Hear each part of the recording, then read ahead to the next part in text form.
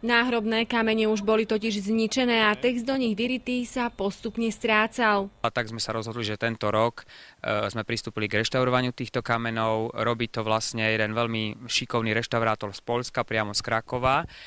Za sebou máme takú prvú etapu, teda obnovil to najpodstatnejšie praskliny na týchto kameňoch a o taký týždeň príde a bude obnovovať detailne vlastne všetky texty na týchto kameňoch. Pred hradnou kaplnkou sú pochovaní Rajsovci, priami majitelia hradu z rokov 1819 až 1880.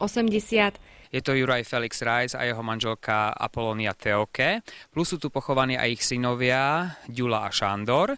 A potom je tu pochovaný kastelán Ľubovňanského hradu Jan Godava, ktorý robil kastelána poslednému súkromnému majiteľovi, grófovi Jánovi Zámojskému, a taktiež je tu pochovaný aj jeho syn. V poslednej dobe sústreďuje Ľubovnianske múzeum viac svojej pozornosti práve na Rajsovcov. Vďaka tomu sa rozlúštil aj text na ich náhrobnom kameni. Tu je napríklad napísané, že tu odpočíva pán Starého hradu, Ľubovniansko-hradský Rajs Juraj so svojou manželkou Teoke Apolóniou.